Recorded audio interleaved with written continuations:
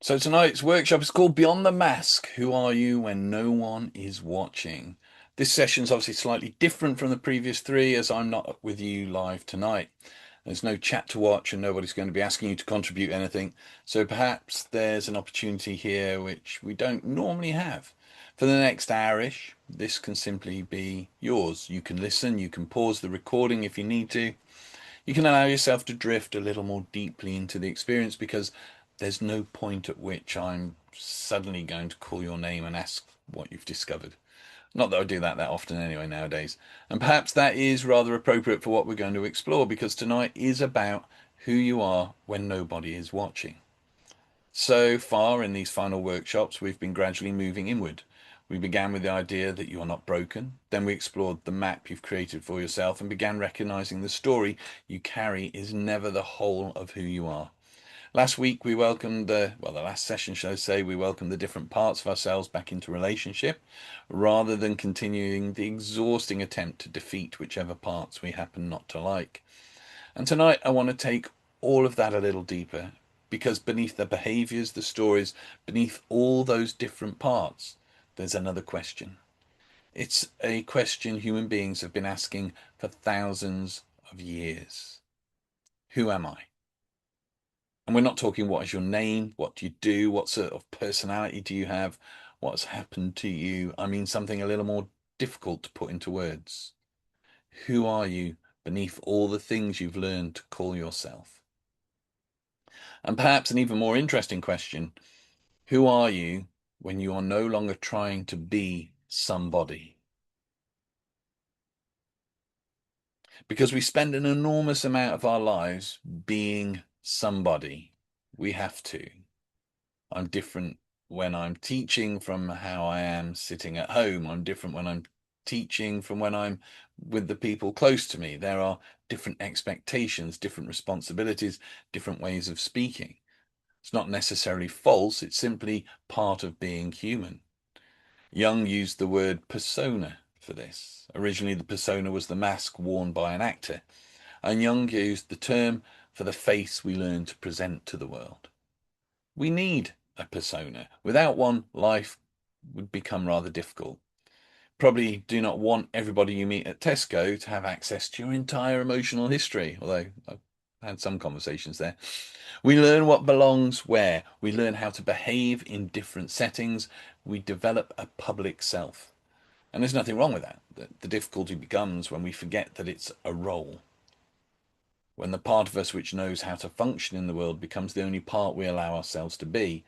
And then the mask starts becoming expensive because it has to be maintained. The person you learn to become, think for a moment about the person you learned it was useful to be. Not necessarily consciously. Perhaps you learned to be dependable. Perhaps you became the one who could cope. Perhaps you became funny, quiet, helpful, independent, easygoing, successful. Perhaps you learned that being useful was a very reliable way of belonging, or that keeping other people happy was safer than allowing them to become disappointed. Perhaps you discovered that showing hurt invited more hurt, so you stopped showing it. Or perhaps you learned that achievement received attention, perhaps making people laugh did, perhaps disappearing did. Whatever we become, there's usually a reason. And once again, I do not want us to take a rather simplistic view and say that that is a mask, take it off, because the mask may contain genuine parts of you. You may actually be kind, you may actually be capable, you may actually love helping people. Problem's not the quality, the problem is the compulsion. There's a difference between I am strong and I am only allowed to be strong. A difference between I enjoy helping people and my needs become unacceptable whenever somebody else has one. There's a difference between I like people to think well of me, which is perfectly human, and I can no longer make a decision until I've imagined how everybody else might react to it. That's where the mask becomes heavy. It stops being something we wear when it's useful. It becomes something we're frightened to remove. And eventually something rather sad can happen. We become so skilled at knowing what other people expect that we stop knowing what we ourselves feel. Someone asks what you want, and we genuinely do not know. Not because there's nothing within us, because the quieter voice has spent years being overridden by the part responsible for maintaining the role. The strange question of authenticity, we speak quite casually about being yourself. But, what does that actually mean? Which self? The confident self, the frightened self, the generous self, the irritated self, the part that wants to go to the party, or the part that would rather stay at home? If we learned anything last week, it is that we contain many movements. So tonight it's not about identifying one particular personality as the authentic one and deciding all the others are masks. I think that would simply create another division. And there's something Carl Rogers understood here, which I find far more useful. For Rogers, becoming yourself was not about discovering some fixed personality hidden underneath everything else. It was about congruence, becoming more able to notice what you actually experience, becoming less governed by who you think you ought to be, and gradually allowing the life you show on the outside to become more consistent with the life you experience within. It does not mean saying everything thought out loud, by the way. Uh, you know, God help us. Does not mean acting upon every feeling. It means you no longer have to lie to yourself about what is there. Perhaps I'm angry. Perhaps I wish I were not angry, but I am. Perhaps I love someone and I also need space from them. Perhaps I'm frightened and still want to continue. Perhaps I'm grateful for something and also recognize that it's time to leave it. Congruence allows both truths. And I think this is far more interesting than trying to become a perfectly authentic person, because authentic can itself become another performance. People can become very proud of telling everyone exactly what they think. That may not actually be authenticity. It may simply be a lack of editing. What matters is whether there's an honest relationship between the inner and outer worlds. Whether you know when you're saying yes while something within you is saying no. Whether you know when you're laughing to cover discomfort. Whether you recognize the moment you begin performing competence because you're afraid to ask for help. Awareness comes first. Choice can come afterwards. So what does the mask protect? There's always an interesting question beneath a role. What does this role allow me to avoid? The strong one may avoid feeling dependent. The agreeable one may avoid conflict.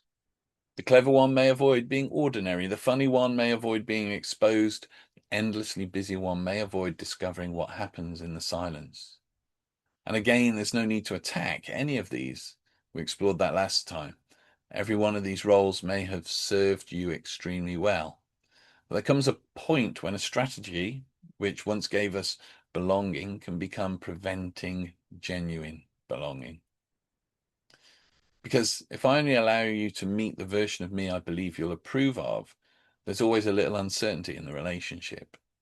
You may love me, but do you love me? Or do you love that carefully managed version I've shown you? And perhaps that's why constantly performing for approval can feel so lonely. We receive the approval, but some deeper part remains unconvinced because it knows the approval was given to the performance. It's one of the reasons Carl Rogers placed such importance upon what he called unconditional positive regard. The experience of being met without having to earn the right to exist in the relationship. Not that everything we do is approved, but that we're not reduced to a behavior. There's enormous freedom in that. And perhaps one of the deepest things we can gradually learn is how to offer some of that to ourselves, to be able to say, I may want to change this, but my belonging to myself is not dependent upon changing it. I may have got this wrong, but I do not become disposable to myself because I made a mistake. I can listen to what I really feel without having to obey every feeling. I can be curious about who I am becoming rather than continually forcing myself back into who I've been. And there's another useful distinction here. We sometimes confuse roles with values. They're not the same. A role might be, I'm the person who looks after everybody. Value beneath it might be care. If I mistake the role for the value, I may continue exhausting myself indefinitely because the only way I know to express care is through self-sacrifice. But once I recognize the deeper value, something opens. Care can include caring for myself. Care can include allowing another person to discover their own competence. Care can include saying no. The role was narrow, the value is spacious. Or perhaps, let's think of another, the role is I have to be successful. Beneath it may be a genuine value of growth, creativity, or contribution. If success is the role, every failure threatens your identity. But if growth is the value, failure can become part of the process. And this is why values matter. Values are less about what you achieve and more about the quality you want to bring to being alive. Freedom, kindness, courage, truth, wonder, connection, whatever matters to you. And I'm not going to give you a giant list and ask you to select 3. We're going to approach it slightly differently, because if you become quiet long enough, you may begin to recognize what matters by noticing where your life feels most alive and where it feels most false. So I'd like you to become comfortable, just get comfortable.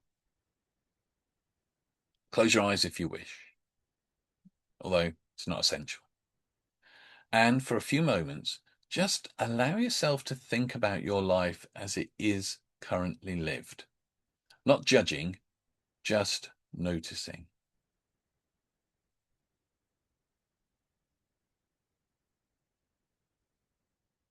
Think about somewhere in your life where you feel most like yourself, whether it's with a particular person, doing a certain activity, somewhere you go, or even a time of day.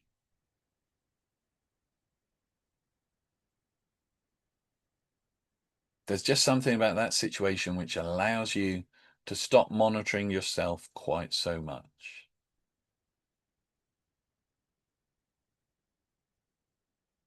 Once you've got that, just ask yourself, what is present there? What is present there? Maybe in that moment, nobody needs anything from you. Maybe you're creating, maybe you're outdoors, maybe conversation becomes easy, or maybe you're doing something which absorbs you so completely that self-consciousness disappears.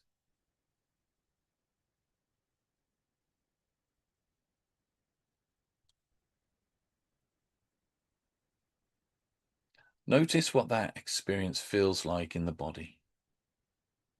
Not the explanation, the experience.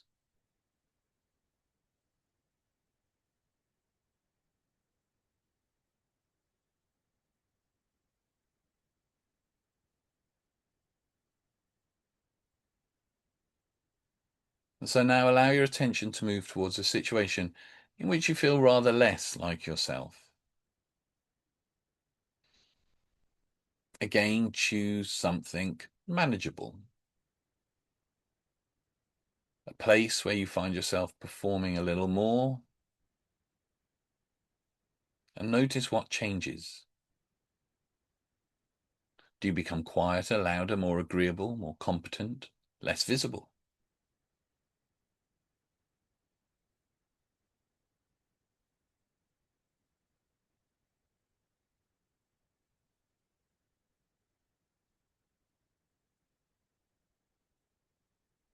And gently ask, what am I trying to make happen here? What am I trying to make happen here?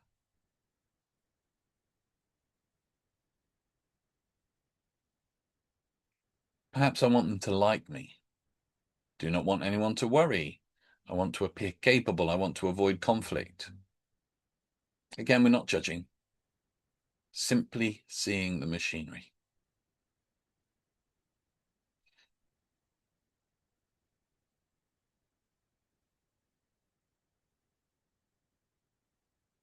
And now ask, What would become possible if I did not have to work quite so hard at being this version of me? What would become possible if I did not have to work quite so hard at being this version of me? Don't force an answer. Just allow the question to remain open.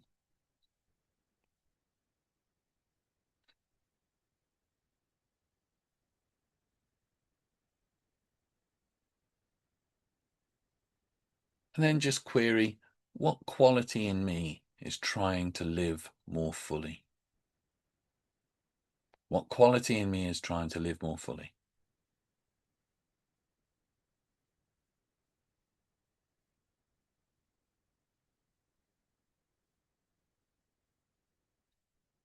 Not what should I do?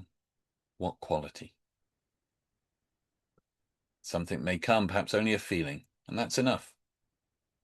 Who is aware?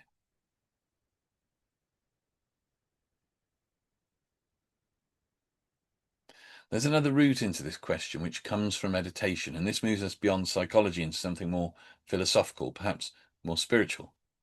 It is found in various forms within contemplative traditions, and the question is, who is aware of all this? You have changed enormously throughout your life. Your body has changed, your beliefs have changed, your opinions have changed, your roles have changed. Relationships come and go. Things which once seemed enormously important now barely matter. And yet there's a strange continuity. You can remember yourself at 10, at 20, at 30, whatever age you are now. And somehow there's a sense, that was me. Even though almost everything about that person was actually different. So what is continuous? Now, there's very many philosophical answers to that question, and I'm not going to tell you which one is correct, if one is. Do not think we need to. The value is in the inquiry. Because the moment you become aware of a thought, something interesting has already happened. There is the thought, and there is the awareness of the thought. If you can notice, I'm telling myself I'm useless, then there is already something present which is not completely swallowed by the statement. If you can notice fear, there is fear, and there is the knowing of fear. If you can notice yourself performing a role, there is the role, and there is the recognition. Ah, I'm doing that thing again. That awareness creates space. And perhaps what some traditions call the witness, awareness, pure consciousness, or the observing self is pointing towards that simple fact. There's a capacity within us to know our experience, and when we rest there for a while, identity becomes less rigid. Thoughts can change without us disappearing. Feelings can change without us disappearing. Roles can be put down without us disappearing.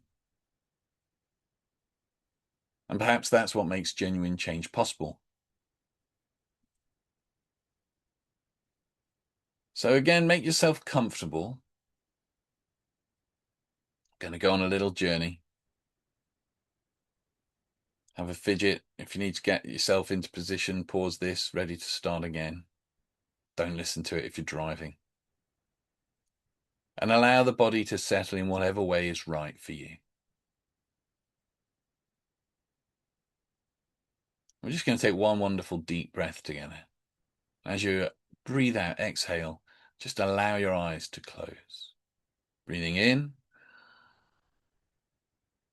and breathing out, allowing the eyes to close just in the time you need to take to relax.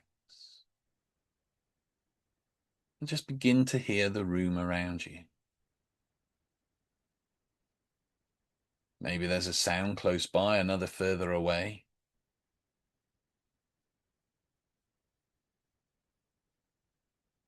And let those sounds remind you that you are here now.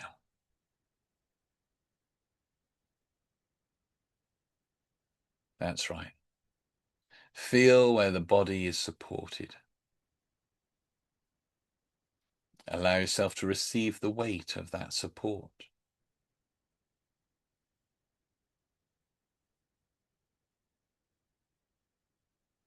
And notice your breathing. There's no need to change it. Just let the body continue in its own rhythm. And perhaps there's already some sense of moving inwards, not withdrawing from the world, simply allowing the attention which has spent all day moving outward to return for a while.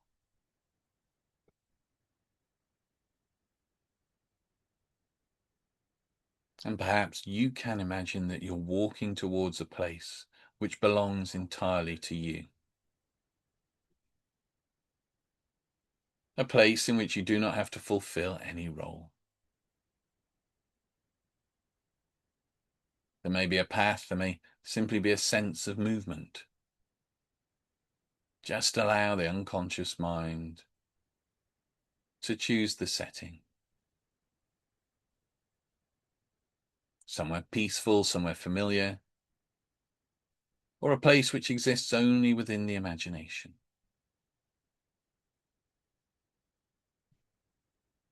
And as you move towards that now, you can become aware that you're carrying several things. Not heavy things exactly, more like clothing, garments you have worn for a very long time. And somehow you know that each one belongs to a role.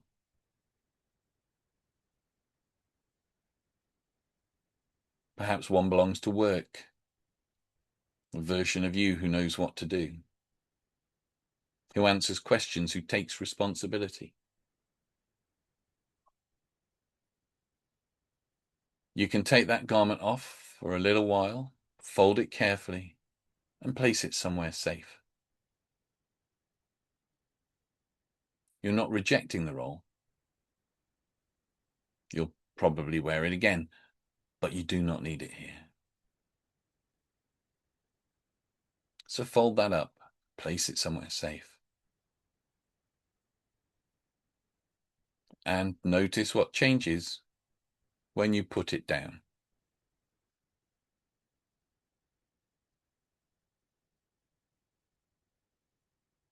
Perhaps there's another garment, the role you have within your family. Carer, partner, parent, child, the reliable one, the one who keeps peace. Whatever belongs to you.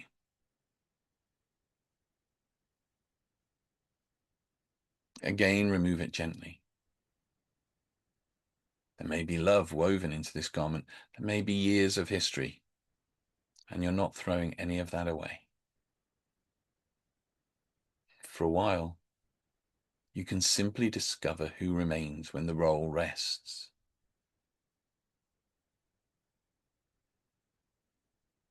So place it down.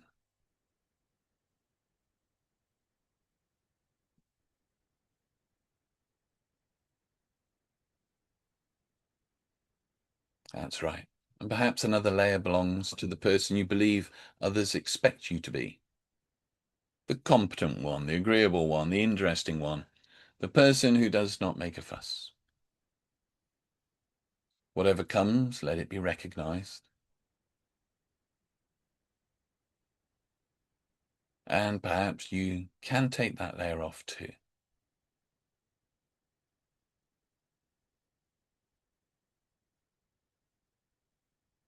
With each layer removed, you do not become less. You may notice the opposite. There is more room. And perhaps there are other things as well which are not garments. Labels pinned to you over the years. Clever, difficult, sensitive, lazy, successful, awkward, strong, quiet. Whatever labels have been given to you.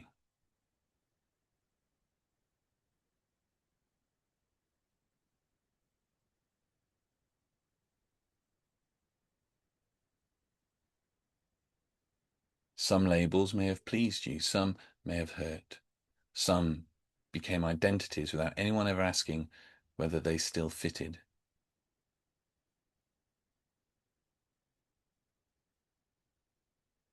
You do not need to tear them up. Simply imagine unhooking them for a while and placing them on the ground beside the garments.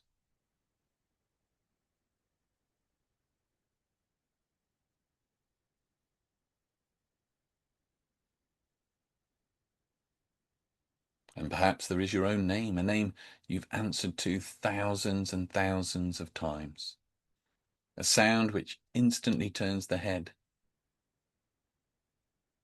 Even your name is something you were given. Useful, meaningful, perhaps loved, but before you could say your name, you were already here. So for a little while, perhaps even the name can rest.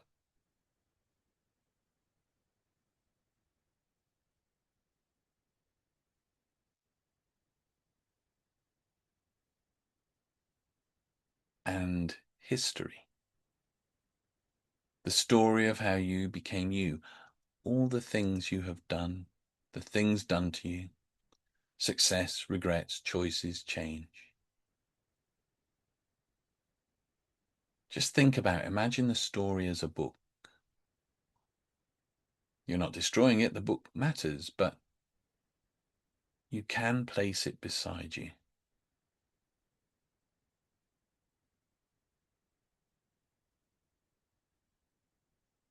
And begin to notice, without the roles, without the labels, without the story being held so tightly, something remains.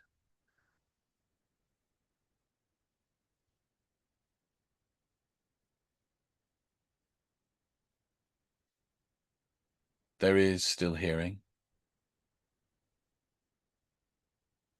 still breathing, still awareness. There is still a sense of being. And perhaps the mind immediately wants to describe what remains. Calm, peace, soul, awareness, self. Whatever words appear. And perhaps you can let that word rest too. There's no need to name it. Just experience.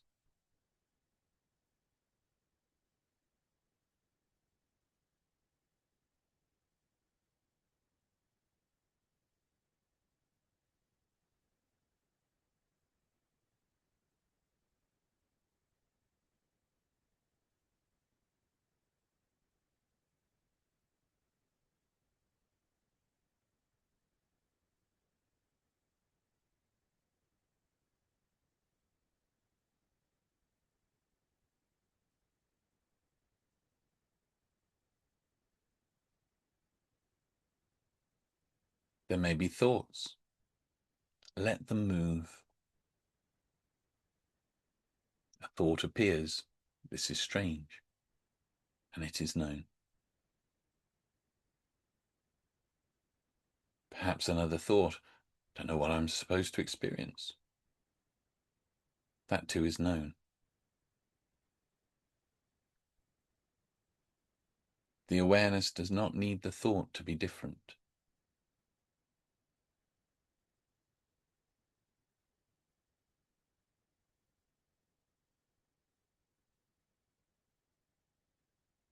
A feeling may appear. Restlessness, warmth, sadness, peace.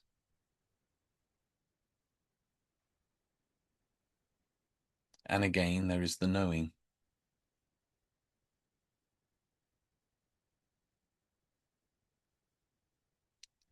Who is aware?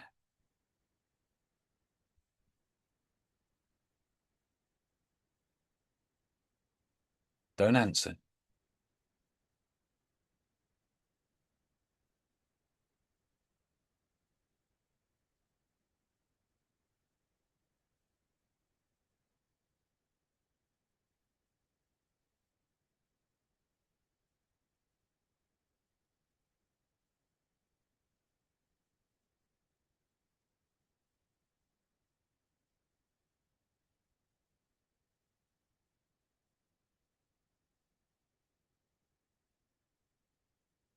Who is aware of the breath?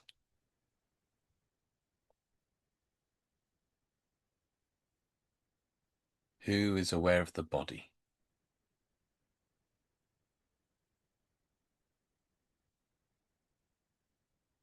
Who knows that thoughts are passing? Do not search for somebody inside. Perhaps there is simply awareness happening.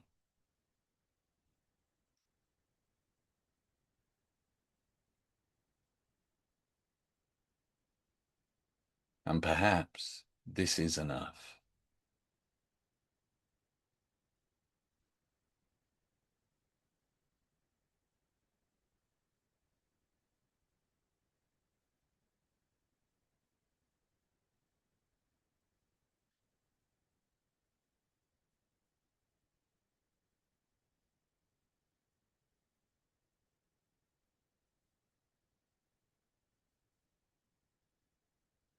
You have spent much of your life answering the question, who should I be? And perhaps for a moment you can stop answering. You do not need to know. You do not have to know.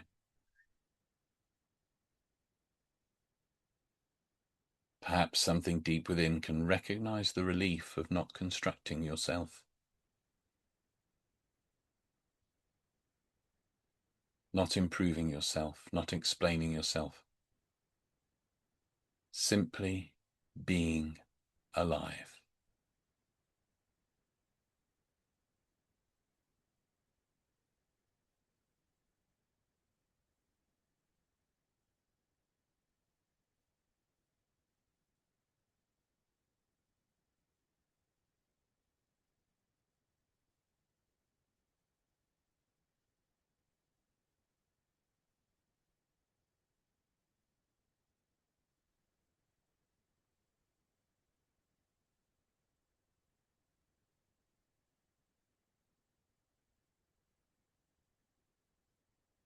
And perhaps you can sense how easily we confuse worth with usefulness.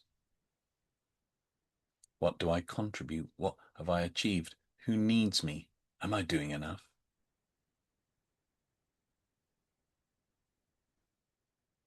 For a little while, none of those questions need an answer.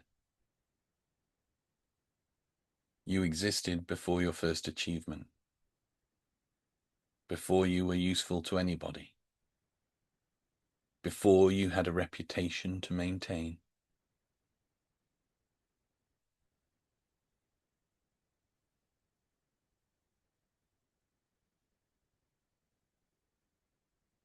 A child does not earn the right to be held by becoming productive. A tree does not justify its existence by becoming a table.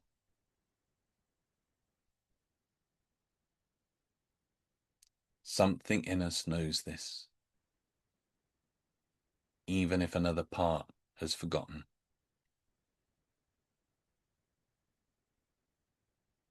And so perhaps allow this simple phrase, I am here.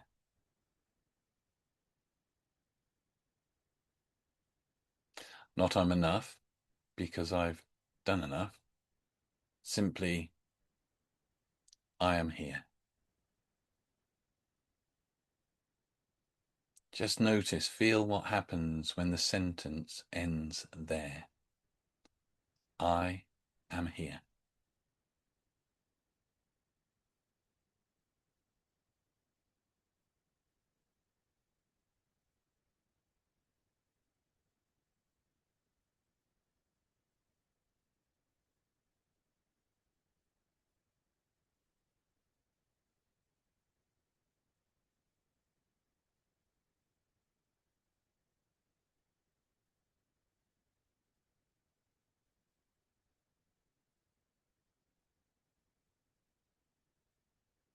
Maybe there's a little resistance, a voice saying, yes, but.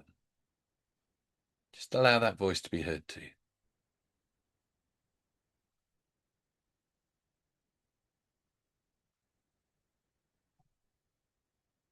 We learned last week that no part needs to be expelled. Even the part which believes worth must be earned can sit here.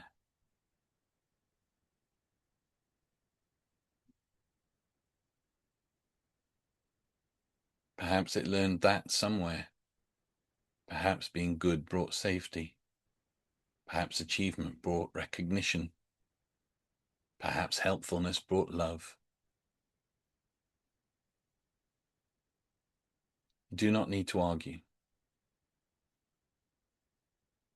In fact, you can thank it for what it's tried to do and let it rest a while.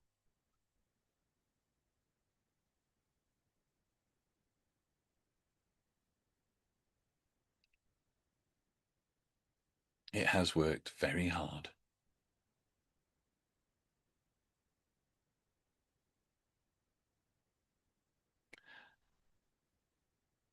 And beneath that effort, perhaps another question begins to emerge. Not, who should I be? But, what wants to live through me? What wants to live through me? Just allow that question to unfold.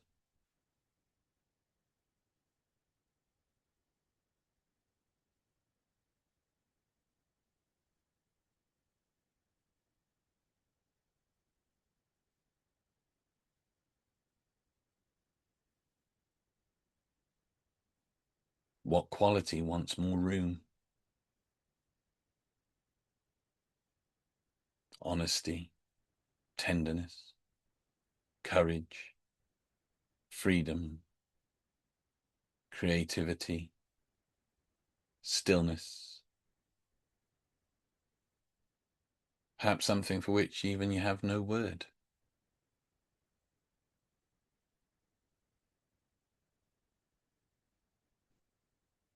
Do not choose what sounds impressive. Let something choose you.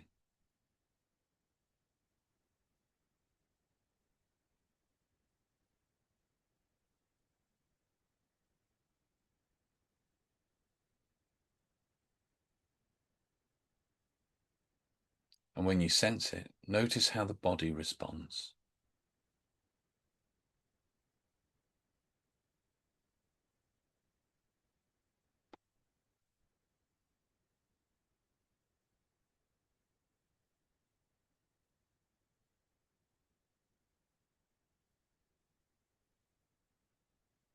Where is this quality felt?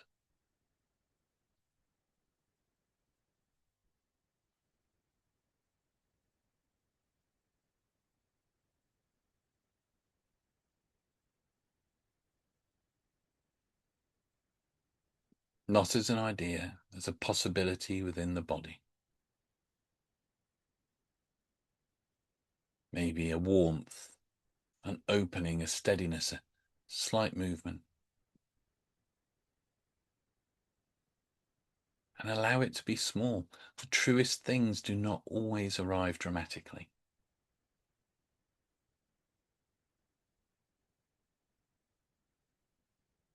And perhaps you can begin to remember moments when this quality has already lived through you.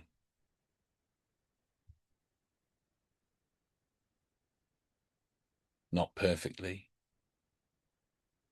not consistently, but genuinely.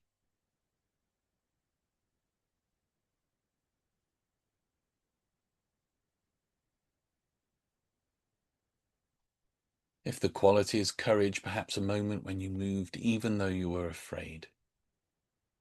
If it's tenderness, perhaps a moment when your heart softened despite everything. If it's freedom, perhaps a moment when you made a choice because it was truly yours. The value is not something you're trying to install, it's something you recognize. It has already had a life through you.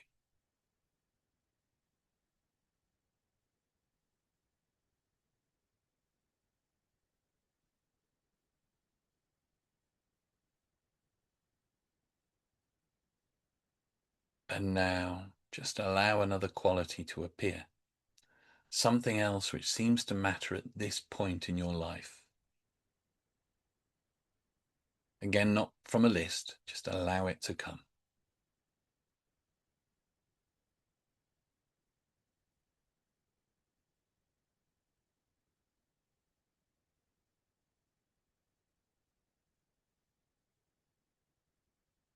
These are not rules, they are directions.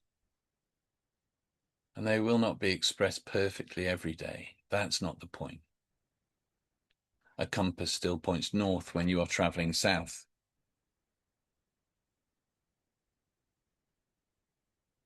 It does not condemn you.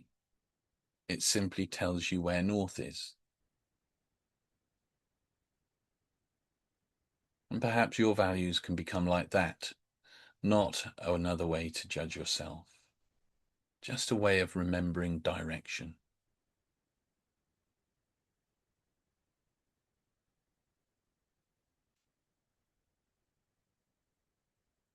So now imagine an ordinary decision somewhere in your near future. Nothing enormous, a conversation, an invitation, a choice about your time.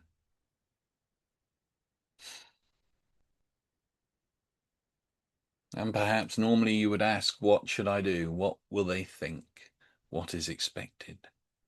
What will keep everybody happy?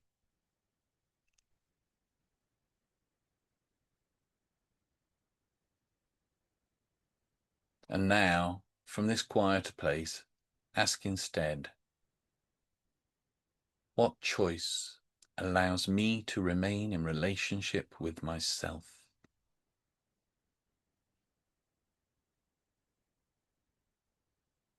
Not what makes me feel comfortable. Sometimes honesty is uncomfortable. Not what choice means I always get what I want. We live among other people. What choice allows me to remain present to my own experience while also meeting the reality of the situation?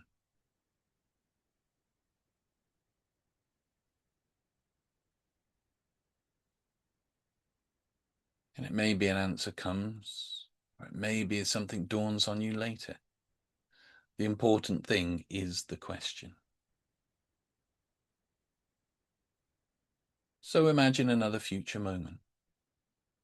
Someone wants something from you, and you notice the old masks begin to rise automatically. You do not have to rip it off. You may even decide the role is useful.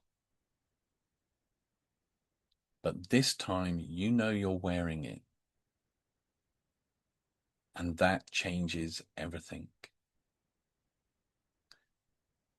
The mask becomes a choice rather than a prison.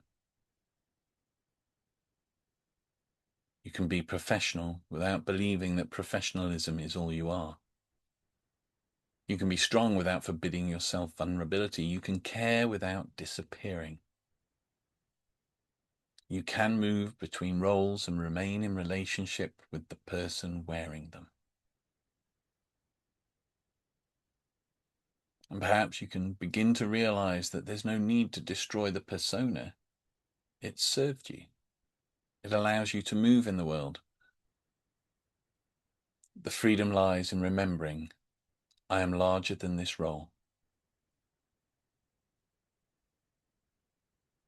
So just imagine yourself now returning towards the place where the garments and labels were left.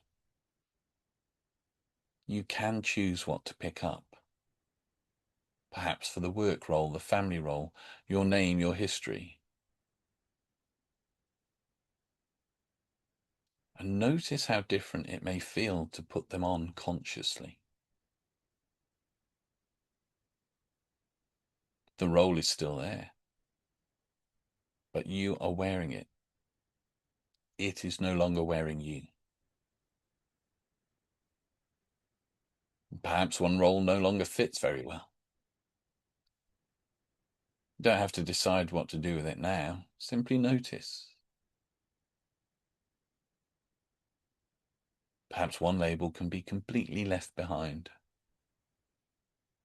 Again, no forcing it. Just allowing the unconscious mind know what is ready. And when you take your name again, perhaps it feels slightly different. Not a definition, a name given to this extraordinary, changing life. And your story can come too. But perhaps you carry it more lightly. A history, not a sentence. And somewhere beneath all those things remains the experience you touched, the awareness, the openness, the sense of being alive before the explanation begins. And you do not need to remain in that state. Life will call you back into activity.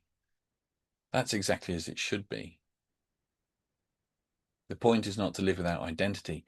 It's to know that identity is spacious enough to change.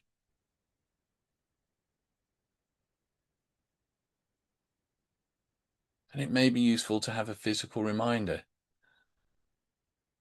So, as this is pre-recorded, I'm not going to decide what your anchor should be. Just allow your own body to choose. Perhaps a hand lightly over the heart. Perhaps a crossing of the fingers, a palm resting upon the center of the chest. Choose something small and natural. Just make that gesture now. And rather than trying to cram a whole belief into it, allow it to mean simply, come home. Come back beneath the performance. Come back beneath the need to prove. Come back to what matters.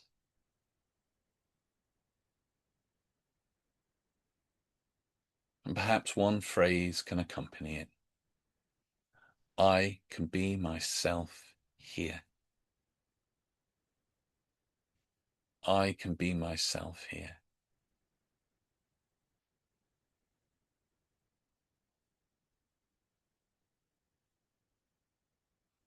I can remain with myself here. Just make the gesture again,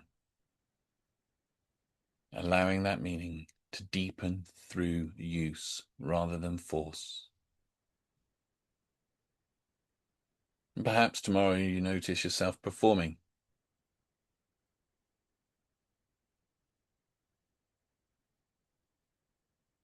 Performing the gesture. Come home. Perhaps you're about to say yes while something inside is asking for time. The gesture. Come home. Perhaps you make a mistake and immediately begin defining your entire identity. The gesture. Come home. Perhaps you're with someone you trust and realize the mask is unnecessary. Come home. And there may also be moments when you put the mask on deliberately. A difficult meeting, a public role, a responsibility. That's fine. You know where home is. And there is something very different about leaving home when you know you can return.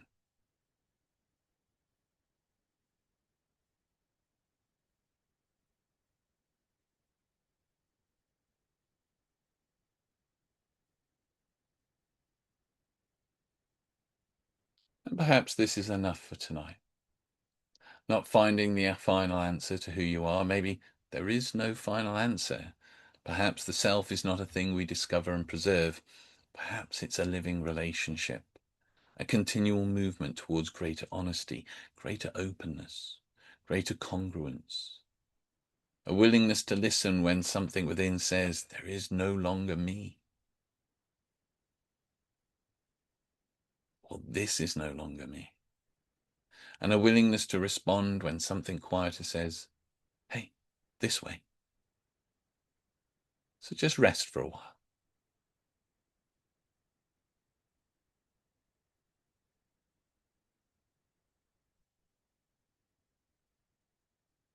Just breathing.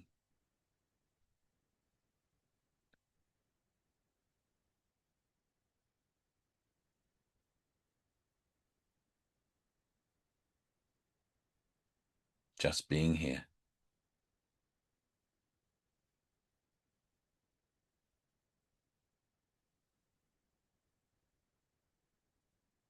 And when you're ready, begin to allow awareness to return more clearly to the physical room. Feel the body supported. Hear the sounds around you. Bring a little movement into the hands, perhaps stretch if the body wants to. There's no need to rush. And whenever you're ready, allow the eyes to open. Give yourself a moment.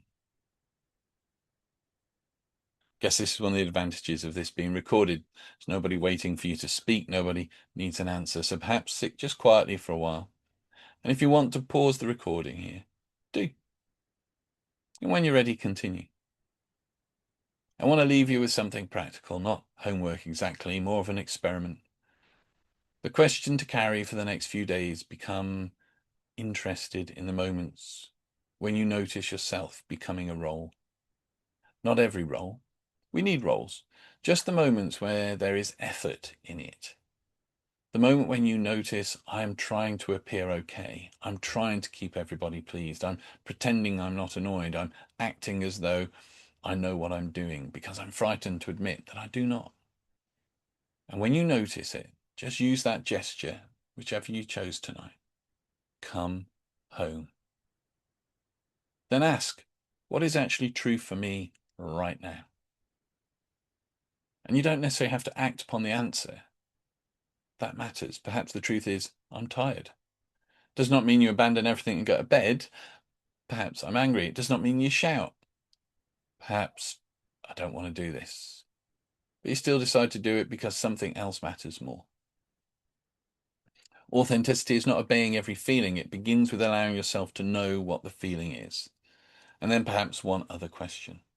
What matters to me here? Those two questions together can be extraordinarily powerful. What is true for me? What matters to me? Experience and values. Then choose. That's congruence. Not perfect alignment, not permanent inner peace, a willingness to keep bringing the inner life and the outer life back into conversation. When being yourself disappoints someone, there's one final aspect of this which I think we have to include. Because it's all very well talking about living more authentically until somebody does not like the authentic choice. And that's often where the mask goes straight back on. Many of the roles we developed were relational. They helped preserve belonging. So when you begin behaving differently, somebody may notice. And if you've always said yes and begin occasionally saying no, someone may prefer the old arrangement. If you've always carried everything and begin asking others to carry something, there may be resistance. If you stop laughing something off and say, actually, that hurt, the relationship has to adjust. And this is why becoming more yourself requires a certain amount of courage as well as insight. There's a temptation in a lot of personal development to suggest that once you become authentic, everybody recognizes your wonderful transformation and celebrates it. And they may not. Some will be relieved. Some relationships will deepen enormously, and other people will absolutely hate it. They'll be inconvenienced by the fact you've changed. And this is where values become important. Because if authenticity means merely doing whatever feels easiest, the mask will win the moment approval is threatened. But if you know what matters, you can tolerate some discomfort. You can say, I value kindness. I also value honesty. So how can I be honest without becoming cruel? I value connection. I also value freedom. How can I remain connected without abandoning myself? That's grown-up authenticity. Not choosing yourself against everybody else, not choosing everybody else against yourself. Finding the place where both can exist as far as reality allows. Sometimes they just can't. Sometimes a boundary disappoints somebody. Sometimes a choice closes one path so that another can open. There's no technique which removes that. But there is enormous strength in knowing that you made the decision from a place you can respect. So just ask you one more time to close your eyes. Become aware of your breath. Become aware of your body.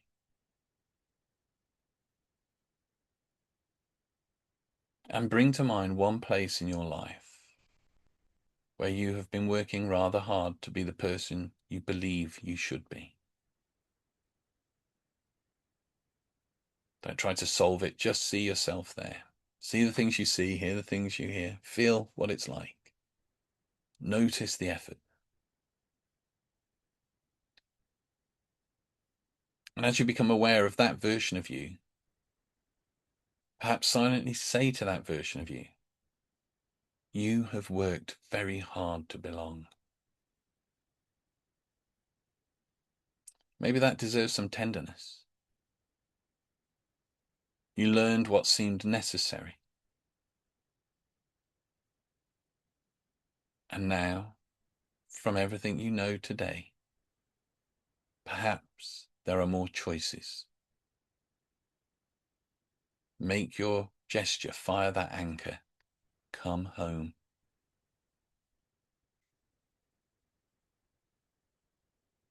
Ask, what is true for me here?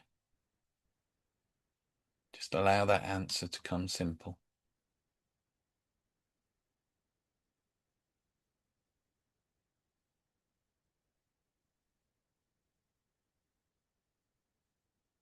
Then, what matters to me here?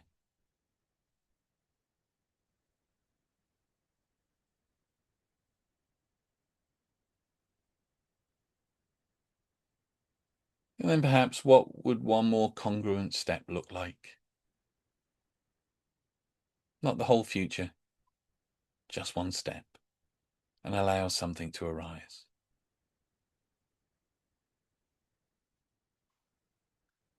Might be a conversation, a boundary, asking for help, allowing yourself to enjoy something without justifying it. Perhaps there's no action at all. Perhaps it's just admitting something to yourself.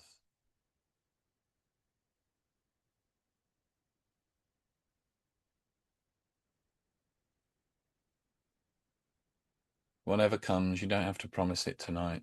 Just recognize it.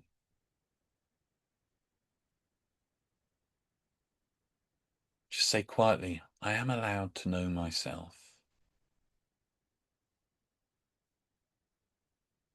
I am allowed to change.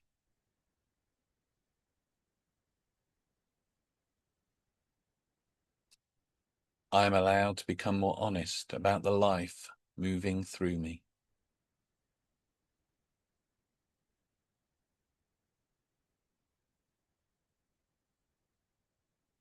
And then just let all the words go.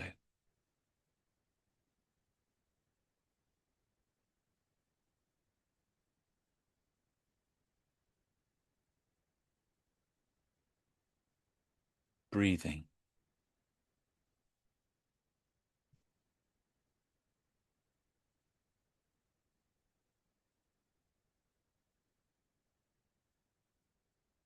Being.